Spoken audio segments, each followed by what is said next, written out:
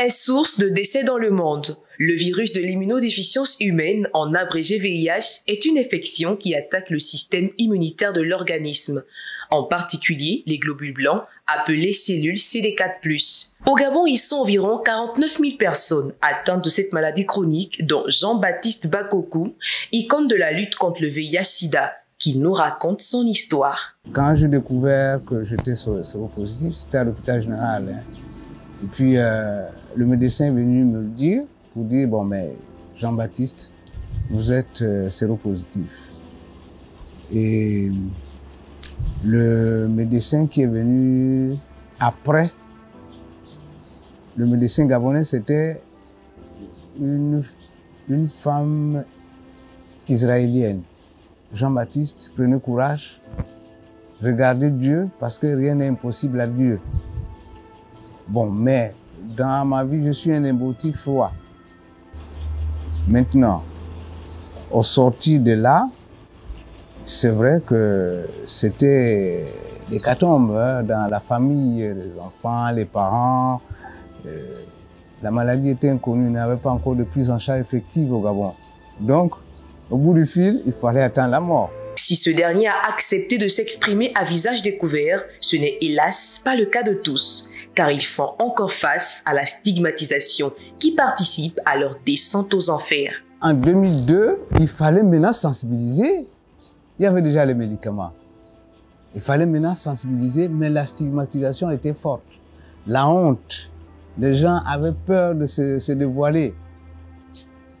Et le premier centre fut construit à l'hôpital général, au sein de l'hôpital général, par une grande dame, en l'occurrence Chantal Miboto, qui nous appuyait déjà quand on avait des manquements au niveau du paiement de nos médicaments.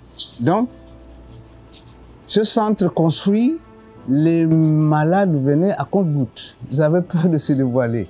Nous, on était obligés de prendre les médicaments, on allait donner derrière la barrière et tout ça, et c'était grave.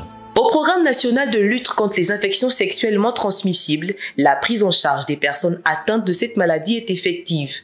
Ce combat de longue haleine trouve aujourd'hui sa victoire, bien que partielle.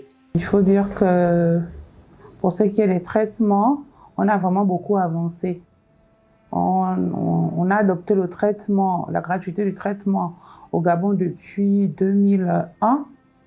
Et à cette époque-là, je pense que les patients prenaient entre 10 à 15 comprimés par jour. Donc, on a beaucoup avancé avec les médicaments, avec des molécules de plus en plus robustes et des schémas thérapeutiques un peu plus simples et légers, avec moins d'effets secondaires pour les malades. Et nous sommes arrivés en 2019 avec un traitement assez robuste aujourd'hui qui satisfait la majorité des patients. Il faut dire que ces traitements, ils sont gratuits au niveau du Gabon, mais il y a bien quelqu'un qui paye. Et cela coûte à l'État la bagatelle de près de 2 milliards chaque année. Nous avions à l'époque 10 CTA. Aujourd'hui, nous avons 44 structures.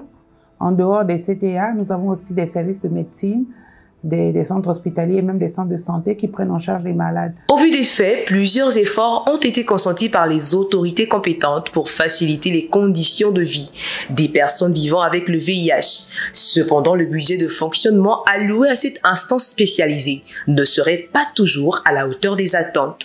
Il faut dire que le financement du VIH a drastiquement diminué.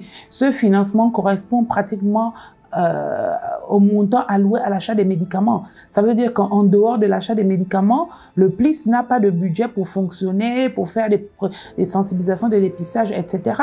Donc évidemment, si en son sein, le PLIS ne réalise pas ces activités régaliennes, il va être difficile au niveau du PLIS de pouvoir aider des patients. Qu'à cela ne tienne, nous faisons quand même des plaidoyers et il nous arrive de pouvoir soutenir un certain nombre de bilans. Bien que n'étant pas une fatalité, le sida demeure une maladie chronique qui nécessite une prévention.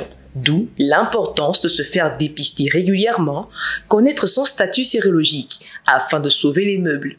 Parce que c'est le dépistage qui conditionne tout le reste, la prise en charge globale, ainsi de suite. Et à ce niveau, tout a été mis en œuvre pour que les populations puissent connaître leur statut sérologique en tout lieu du territoire national, notamment dans les centres hospitaliers, dans les CTA, et dans les laboratoires publics, dans les laboratoires privés. L'État a fait un effort d'inclure les bilans, ce qui fait qu'un bilan pré-thérapeutique, c'est-à-dire avant de commencer le traitement, coûte 1500 francs et qui concerne 5 examens, et un bilan de suivi 2000 francs qui contient également 5 examens. Célébrée chaque 1er décembre dans le monde, la lutte contre le VIH-Sida est un combat sans fin auquel est invitée chaque partie prenante de la société. Aujourd'hui, j'ai plus de 25 ans de vie avec. Je prends le médicament tous les jours. Ma charge virale est détectable, c'est-à-dire on ne voit plus en surface les virus. Donc je vis normalement, et puis, mais je continue à prendre mes médicaments. Il n'y a plus de problème. Il faudrait que les gens acceptent qu'il y a le sida. Il faudrait que les gens acceptent qu'il y a le traitement du sida. Il faudrait que les familles acceptent leurs parents malades, qu'ils ne rejettent pas. Parce que moi je vis, mes parents m'ont accepté.